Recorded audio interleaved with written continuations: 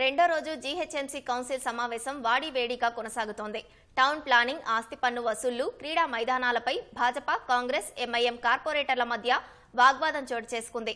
ఆస్తి పన్ను వసూళ్లలో అధికారుల నిర్లక్ష్యం వల్ల బల్దియాకు రావాల్సిన కోట్లాది రూపాయలు పక్కదారి పడుతున్నాయని భాజపా కార్పొరేటర్లు ఆరోపించారు. హైటెక్ సిటీ, సరూర్ నగర్ లాంటి ప్రాంతాల్లో ఒకే రకమైన పన్ను వసూలు చేస్తున్నారు తప్ప సౌకర్యాలు కల్పించడం లేదని మండిపడ్డారు. పాత బస్తీలో పెండింగ్ లో ఉన్న ఆస్తి పన్ను వసూళ్లపై కమిషనర్ ప్రకటన చేయాలని భాజపా డిమాండ్ చేయడంతో ఎంఐఎం భాజపా కార్పొరేటర్ల మధ్య మాటల యుద్ధం జరిగింది. అలాగే కుటుంబాలు ఉన్న ప్రాంతాల్లో అక్రమంగా ఓయో వ్యాపారం జరుగుతుందని, రెసిడెన్స్ పేరుతో కమర్షియల్ వ్యాపారం చేస్తుంటే జీహెచ్ఎంసీ ఎందుకు పట్టించుకోవడం లేదని నిలదీశారు.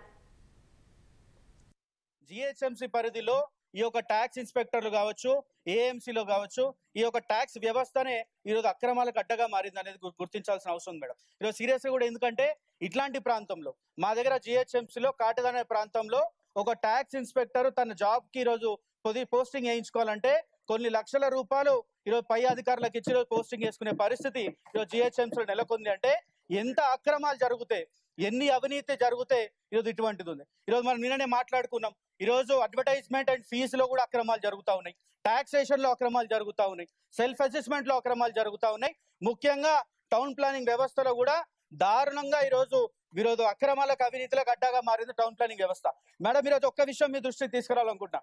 ఈరోజు ఇంతమంది కార్పొరేటర్లు ఉంటే ఒక ట్యాక్స్ ఇన్స్పెక్టర్ సరైన విధానంగా రెస్పాండ్ కాడు.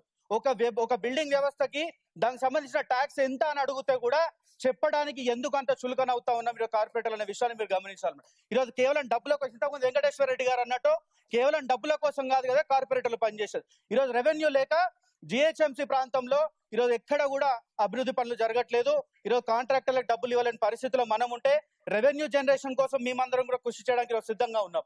ఆ రెవెన్యూ జనరేషన్ లో ఇలాంటి అక్రమాలు కట్టడి చేయాల్సిన అవసరం ఉందా లేదా మీరు గమనించండి.